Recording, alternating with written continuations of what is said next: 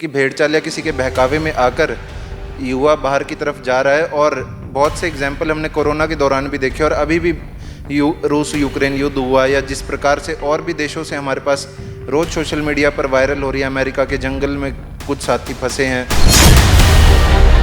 76% आरक्षण जो हरियाणा के युवाओं को हरियाणा प्रदेश की इंडस्ट्री में दिया, उससे लाखों लाखों लोग को रोजगार मिलने के अवसर पैदा हुए। आज आप देख सकते हैं कि सबसे बड़ा मारुति का प्लांट हरियाणा के खरखोदा में आ रहा है।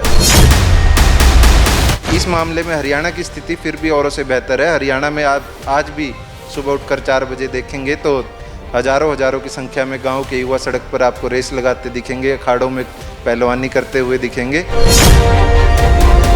माहौल चेंज होता जा रहा है। जो पंजाब से लगते बॉर्डर थे, ये वेव यहाँ से मैं मानता हूँ उठकर आई और अब ये काफ़ी हद तक हरियाणा में फैल चुकी है बाहर जाने के लिए। किसी एक मार्केट में जाएं, आपको 10-15 एजेंट्स और वहाँ 10-15 आइल्स के इंस्टीट्यूट दिख जाएंगे। नमस्कार, द समर न्यूज़ के इस खास प्रोग्राम यूथ को संदेश में आपका स्वागत है। आज जानेंगे कि आखिरकार यूथ क्या चाहता है और यूथ को क्या संदेश दे रहा है। हमारे साथ इंसो के डिस्ट्रिक्ट प्रेसिडेंट विकास मलिक जी हैं। विकास, पहले तो बहुत बहुत स्वागत है आपका। जी नमस्कार, आपका भी स्वागत है। विकास, कैसे देखते हैं आज के युवाओं को, क्यों बाहर की ओर भाग रहे हैं? सबसे बड़ा सवाल ये आता है, क्योंकि अगर बात करें देश की जो करीम है ना, वो निकल कर बाहर जा रही है। देश में क्या, फिर देश खोखला होता जा रहा है। जी निश्चित तौर पर आज ये बड़ी चिंताजनक स्थिति है हमारे प्रदेश और देश के लिए कि युवाओं का बाहर की तरफ बहुत ज़्यादा रुझान हो गया है। इसमें बेसिकली 2 तरीके के लोगों को मैं देखता हूँ। एक तो वो लोग हैं जो वाकई में वहाँ पे पढ़ाई करना चाहते हैं, एक वो लोग हैं जो हताश और निराश होकर यहाँ पर अपना सब कुछ बेचकर दांव पर लगाकर अपनी ज़िंदगी को और फिर बाहर के सपने संजो के या किसी के बहकावे में आके वो बाहर जाने का कदम उठाते हैं। तो यहाँ की सरकारों को ऐसे जो दूसरी कैटेगरी मैंने बताई है, उन लोगों पर ध्यान देने की विशेष तौर पर आवश्यकता है। उनके समय समय पर मैं चाहता हूँ कि सरकार उनके काउंसलिंग कैंप्स लगाए और उनको अगर पढ़ते पढ़ते ही प्लेसमेंट्स के अच्छे ऑप्शंस हमारे शिक्षण संस्थानों में दिए जाएं तो मैं मानता हूं कि ये स्थिति बेहतर होगी और कम होगा युवाओं का। विकास, आपने बड़ा अच्छा पॉइंट आपने बताया कि काउंसलिंग वाला। लगता नहीं कि कहीं ना कहीं शायद पेरेंट्स की भी काउंसलिंग ज़रूरी है, क्योंकि सिर्फ युवा ही नहीं, उनके पेरेंट्स भी ये चाहते हैं कि अगर पड़ोसी का बेटा गया है तो बेटा तू यहाँ क्या कर रहा है, तुझे भी बाहर जाना चाहिए। बिल्कुल निश्चित तौर पर यही स्थिति मैंने बताई है कि भेड़ चाल या किसी के बहकावे में आकर युवा बाहर की तरफ जा रहा है। और बहुत से एग्जाम्पल हमने कोरोना के दौरान भी देखे और अभी भी रूस यूक्रेन युद्ध हुआ या जिस प्रकार से और भी देशों से हमारे पास रोज़ सोशल मीडिया पर वायरल हो रही है, अमेरिका के जंगल में कुछ साथी फंसे हैं, डेली युवा फंस रहे हैं, किसी को खाना नहीं मिल रहा, किसी को रोज़गार नहीं मिला। यहाँ से भी बदतर ज़िंदगी बाहर जाकर उन युवाओं की हो जाती है जो बिना किसी प्लान के यहाँ से बाहर चले जाते हैं एक दूसरे को देख के। जैसे आप बात कर रहे हो, हम देखते हैं कि अगर किसी एक युवा ने बाहर जाना है, 30 से 40 लाख रुपए लगा के वो जाएगा बाहर। और क्यों नहीं पेरेंट्स भी क्यों नहीं ये सोचते, या युवा क्यों नहीं ये सोचता कि उसी 30-40 लाख से वो यहीं पे कुछ अपना बिजनेस प्लान करे, स्टार्ट करे। अभी तो गवर्नमेंट भी शायद हेल्प कर रही है। बिल्कुल, गवर्नमेंट भी ऐसे छोटे छोटे उद्योगों पे सब्सिडी दे रही है। यहाँ पर हरियाणा की अगर हम बात करें तो बहुत से ऐसे छोटे उद्योगों पे सरकार 70% तक सब्सिडी दे रही है, जिसमें युवा अपना, जैसे हरित स्टोर टाइप है या युवा कुछ अपना उद्योग लगाते हैं कुछ भी पैदा करने के लिए, या कुछ खेलों के सामान के लिए, या कोई इलेक्ट्रॉनिक व्हीकल्स में, या कुछ ऑर्गेनिक खेती करके। ऐसे बहुत से अच्छे ऑप्शन सरकार द्वारा नीतियों बना के युवाओं के लिए बताए गए हैं। परंतु जो कमी है वो ये है कि उसका जन जन तक प्रचार नहीं सरकार पहुंचा पा रही।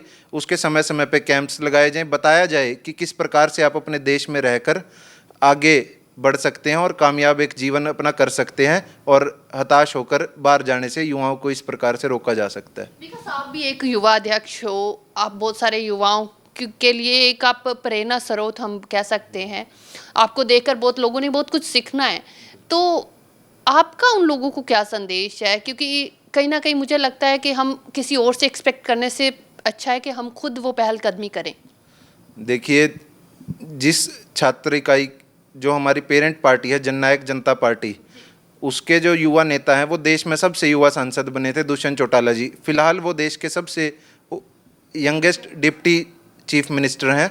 तो उनका विशेष तौर पर ध्यान युवाओं के उत्थान के लिए ही लगता है। और उन्होंने सरकार में आते जो सबसे पहला ऐतिहासिक कदम वो उठाया, वो ये उठाया कि 75% आरक्षण जो हरियाणा के युवाओं को हरियाणा प्रदेश की इंडस्ट्री में दिया, उससे लाखों लाखों लोग को रोजगार मिलने के अवसर पैदा हुए। आज आप देख सकते हैं कि सबसे बड़ा मारुति का प्लांट हरियाणा के खरखोदा में आ रहा है। और इसी प्रकार से पिछले दिनों कनाडा से भी, ऑस्ट्रेलिया से भी, उनके साथ भी MOU दुष्यंत जी ने साइन करे हैं और वो भी अपने बड़े बड़े उद्योग यहाँ पर लगाएंगे। और हमारे युवाओं को अगर बाहर ही जाना है तो एक स्किल्ड उनको पहले यहाँ पे स्किल्ड किया जाएगा और फिर बाहर भेजा जाएगा, ताकि एक अच्छा रोजगार उनको वहाँ पर मिल सके और वो अपने देश के भी काम आ सके जब वो वापस लौटे। तो विकास, अगर हरियाणा की ही हम बात करें तो हरियाणा के प्लेयर्स को हमेशा से मतलब सम्मानित किया जाता है, उनके हर जगह चर्चे भी होते हैं।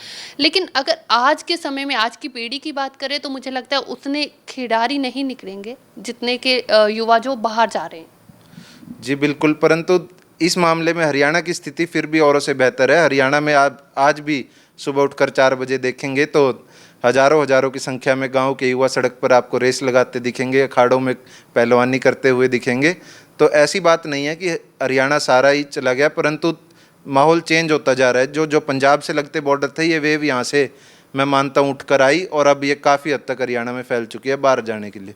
अब पहले आप शहर में देखते थे तो आइल्स कोचिंग इंस्टीट्यूट एक होता था, वीज़ा एजेंट पूरे डिस्ट्रिक्ट में 1 या 2 हुआ करते थे, परंतु आज आसानी से आप किसी एक मार्केट में जाएं, आपको 10-15 एजेंट्स और वहाँ 10-15 आइल्स के इंस्टीट्यूट दिख जाएंगे। पूरी की पूरी मार्केट बिल्कुल, शायद इनकी एजेंट्स की बन चुकी है। जी बिल्कुल। तो वो कहीं ना कहीं मुझे लगता है उसके लिए हम लोग खुद रिस्पॉन्सिबल हैं, युवा ही रिस्पॉन्सिबल हैं। जितनी हमारे अंदर भाग दौड़ लगी हुई है बाहर जाने की, तो उतने ज़्यादा इंस्टीट्यूट खुल रहे हैं। बिल्कुल बिल्कुल, जितनी डिमांड होगी वो तो उस हिसाब से इंस्टीट्यूट्स खुलेंगे जी, नेचुरल बात है। तो कुछ युवाओं को कुछ संदेश देना चाहेंगे आप? मेरा युवाओं से यही संदेश है कि आप सभी अपने देश में रहकर, जिस देश प्रदेश ने आपको इतना सब कुछ दिया है, अपनी माँ भारती के लिए यहीं पर काम अपना स्थापित करें। और यहीं पे सरकार से भी मैं ये अपेक्षा करता हूं कि हमारे देश के युवा हैं, उनको बाहर भटक कर ऐसे परेशान ना होना पड़े, इससे देश की छवि को भी हानि पहुंचती है। तो सभी युवाओं से मेरी तो यही अपील है कि सभी यहीं पे रहकर अपने अवसर तलाशें और देश प्रदेश को आगे बढ़ाने में अपना अहम योगदान दें। धन्यवाद। बहुत बहुत धन्यवाद। तो ये हमारे साथ विकास मलिक थे, जो एक छात्र संघ के प्रेसिडेंट हैं, जिनकी ओर से संदेश जो दिया गया है, सही में अच्छा संदेश दिया है कि यहाँ पर रहोगे, अपने प्रदेश के लिए अगर आप सर्व करोगे तो उससे आपके साथ साथ आपके माँ बाप, आपके देश की भी शान बढ़ेगी। कैमरा पर्सन गुरविंदर के साथ शालू मिरोक, पंचकुला।